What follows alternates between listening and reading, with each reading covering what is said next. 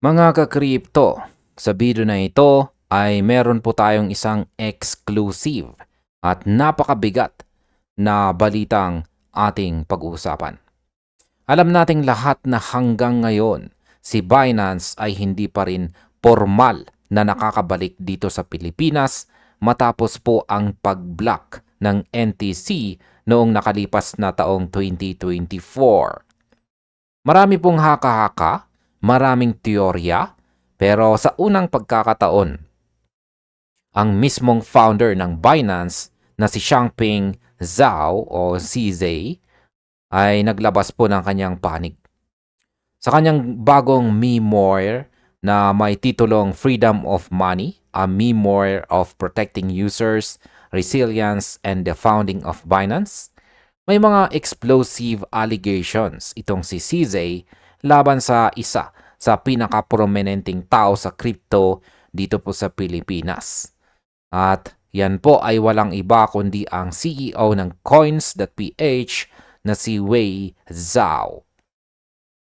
Ayon po kay CZ, may mga underhanded tactics daw na naganap para harangin ang pagpasok ni Binance dito sa ating bansa. Pero syempre hindi po nanahimik itong si Wei Zhao at naglabas siya ng ebidensya para pabuluanan ito. Kaya pag-uusapan po natin ang kwentong ito mula po sa naging dinner ni CZ sa Manila hanggang sa lihim na sulat na ipinadala sa Fintech Alliance. Yan, simulan po natin sa mga pasabog sa memoir ni CZ. Yan, sa librong ito, idinitali po ni CZ ang kanyang naging split o paghihiwalay sa kanyang dating Chief Financial Officer o CFO na si Wei Zhao noong taong 2021. Inilarawan po niya ito bilang isang bitter split at dito po nagsimula ang lahat. Ayon po kay CZ, noong bumisita po siya dito sa Pilipinas noong June 2022, naaalala niyo ba yung picture na ito? Kung saan siya ay kumuha ng picture dito po sa harap ng Philippine Stock Exchange. Naging masaya po ang kanyang pagbisita. Nakipagpulong po siya sa PSE, sa mga pro-crypto governors, at nagkaroon pa ng dinner kasama ang local crypto community. Sinabi pa nga ni CZ sa kanyang libro na takot po siyang kumain ng balot. Pero sobrang nagustuhan niya ang energy ng 120 million Filipinos na aktibo sa crypto. Pero pagkatapos po ng trip na yon, laking gulat at disappointment daw ni CZ nang makatanggap siya ng impormasyon. Ang aligasyon po niya, si Wei Zhao daw matapos mabili ang Coins.ph ay nagpadala ng sulat sa Blockchain Association na kinumpirma ng Bitpinas, ayan, na ang tinutukoy ay ang Fintech Alliance.ph para pigilan si Binance na makasali sa organisasyon. Sa aking opinyon, napakabigat ng akusasyong ito. Sinabi po ni CZ na ang motibo raw ni Wei Zhao ay competitive concerns. Ibig sabihin ayaw daw ni Wei Zhao ng first competition mula sa Binance dahil baka matalo ang Coins.ph. Kung totoo ito, ipinapakita nito na ang labanan sa crypto ay hindi lamang po sa teknolohiya, kundi sa lobbying at koneksyon sa gobyerno. Bilang isang crypto enthusiast, nakakagulat na makita ang ganitong level ng corporate drama na isinapubliko ni CZ dito. Para sa akin, ipinapakita nito na si CZ ay may dala pa ring hugot o sama ng loob sa pagkakablock ng Binance dito sa atin. At itinuturo po niya ang daliri sa kanyang dating kasamahan. Ngayon ay pag-usapan naman po natin ang matapang na sagot ni Wei Zhao. Siyempre, hindi po nagpapaapi itong si Wei Zhao. Sa isang exclusive interview at inquiry ng Bitpinas ay direktang itinanggi ni Wei Zhao ang mga aligasyon ni CZ. Ang sabi nga niya ay, "We did not block Binance from joining. We asked to be involved in blockchain education initiatives." Yan. Para patunayan ang kanyang panig, nagbigay po si Wei Zhao ng kopya ng isang clarificatory letter na may petsang September 9, 2022. Ayan, nandito po yung clarificatory letter na yan. Ayan. Ayan. Ito po ay pinadala kay Mr. Lito Villanueva, ang chairman naman po ng fintechalliance.ph. Sa sulat na ito, hindi po direktang sinabi na i-block ang membership ng Binance. Sa halip ay kinuwestiyon ng Coins.ph kung bakit nakipag-partner ang Fintech Alliance sa isang unregistered VASP o Virtual Asset Service Provider para sa blockchain education. Sa aking opinyon, dito po natin makikita ang clash of perspectives. Para kay CZ, ito ay gatekeeping at underhanded tactics. Pero para kay Wei Zhao at saka sa Coins.ph, ito po ay usapin ng compliance. Ang argumentong inilatag ni Wei Zhao sa sulat ay simple. Kami ay license, kami ay sumusunod sa batas ng Pilipinas. Bakit tayo makikipag-partner sa isang exchange na walang lisensya mula sa BSP at SEC? Sa tingin ko po may punto rin. May punto rin naman itong si Wei Zhao dito. Kung ikaw po ay isang regulated entity, natural lamang po na maging astounded ka kung ang iyong association ay kukuha ng educator na mismo ay hindi po rehistrado dito sa bansa. Pero hindi rin natin maikakaila na ang timing nito ay sakto sa pag-usbong ng kompetisyon. Ito ba ay pagprotekta sa consumer o pagprotekta sa negosyo? Marahil ay pareho. Ang dokumentong ito ay nagsisilbing pako sa krus ng Binance noong mga panahong yon. Ayan, ngayon ay balikan po natin ang timeline para mas maintindihan po natin ang bigat ng nagkaganapan ng tensyon na ito. Ayan, noon pong June 2022, ayan, noong June 2022, dumating po si ZZ dito sa Manila. Siya ay nagpa-picture sa PSE, kumain, pero hindi ng balot at nagpahayag po siya ng interest na kumuha ng VASP at saka EMI license. Noong September 2022, dito po ipinadala ni Wei Zhao ang clarificatory letter sa Fintech Alliance. Matapos po nilang makita sa LinkedIn na may MOU o Memorandum of Understanding ang Alliance at saka si Binance. Taong 2022 hanggang 2023, ang policy think tank na InfraWatch PH ay nagsimulang mag-campaign laban po sa Binance. Nagpapadala po sila ng mga sulat sa SEC, BSP at saka DTI.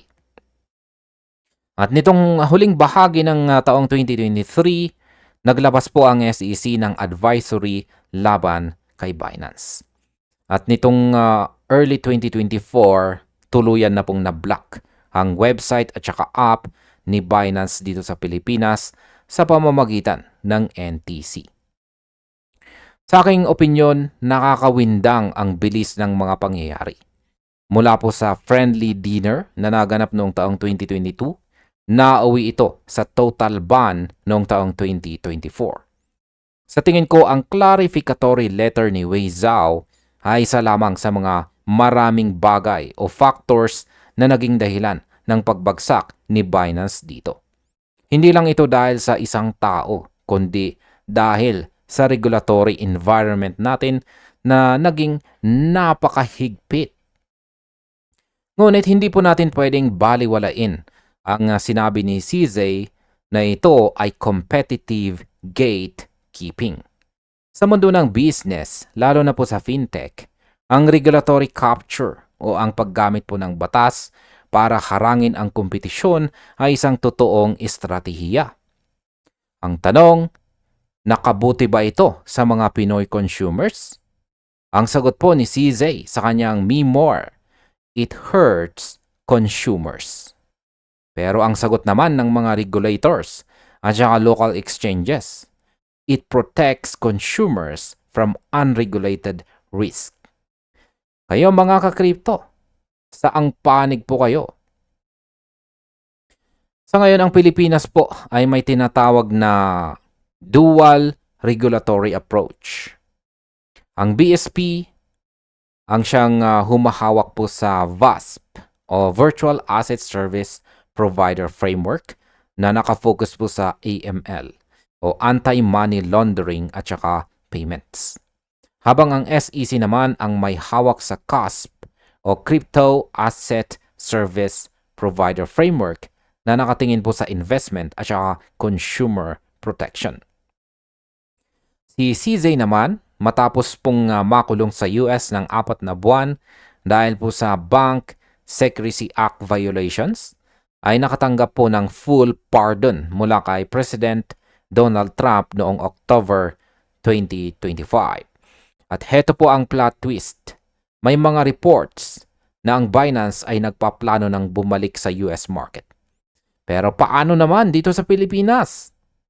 Noong tinanong po si CZ sa Twitter or X kung bakit wala pa rin sila rito, ang naging sagot po niya ay isang sad face emoji.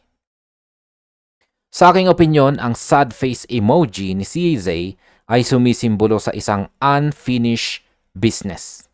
Sa tingin ko, malaki po ang panghihinayang ni CZ sa Philippine market.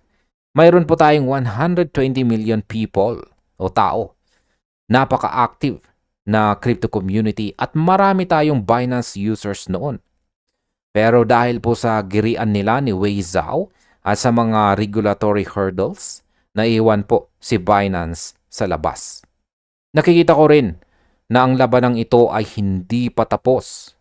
Sa paglabas ng Me More ni CZ ngayong taong 2026, tila muling binubuksan ang mga lumang sugat. Ang pagbanggit po niya kay Wei Zhao ay isang calculated move para sabihin sa mundo na hindi lang basta failure si Binance dito sa Pilipinas, kundi biktima raw sila ng politika. Sa kabilang banda, nananatiling matatag po ang Coins.ph sa ilalim ni Wei Zhao. Dala ang kanilang lisensya at legal standing. Ipinapakita lamang nito na sa crypto ang pagkakaroon ng technology ay kalahati lang ng laban. Ang kabilang kalahati ay ang legal at saka political survival. Yan, balikan po natin ang letter of dismay ng Coins.ph. Ngayon, basahin po natin ng bahagya ang nilalaman ng sulat na ipinadala ni Wei Zhao noong taong 2022 para mas magets po natin ang tono ng labanan. Sabi po sa sulat, as a member in good standing of the Fintech Alliance, we wish to emphasize that we have never been informed about this partnership with Binance. Kinuwestiyon din nila kung bakit ang alliance ay nakipag-partner sa isang unregistered VASP sa halip na gamitin ang resources ng sarili nilang mga miyembro. Binanggit din ni Wei Zhao ang alarming news around the world involving Binance at ang advisory ng SEC. Kaya sa aking opinyon, ang sulat na ito ay isang masterclass sa corporate diplomacy. Hindi nila sinasabing ayaw namin kay Binance. Ang sinabi po nila ay bakit kayo sumusuway sa layunin ng ating organisasyon na mag-promote ng efficiency at security sa pamamagitan ng pagkuha ng isang unregulated partner.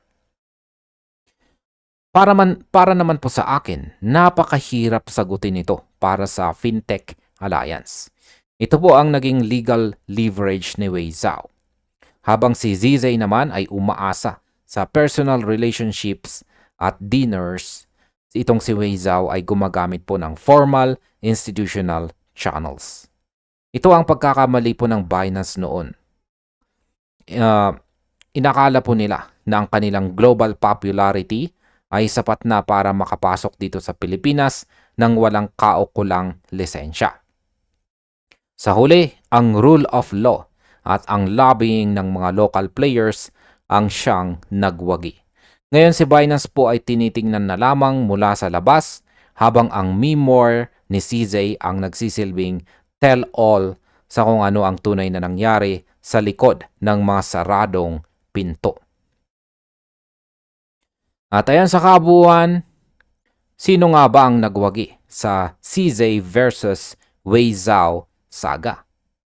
Kung sa usaping market share dito sa Pilipinas, syempre ang Coins.ph at iba pang local exchanges ang nanalo dahil na-block ang kanilang pinakamalaking kompetisyon.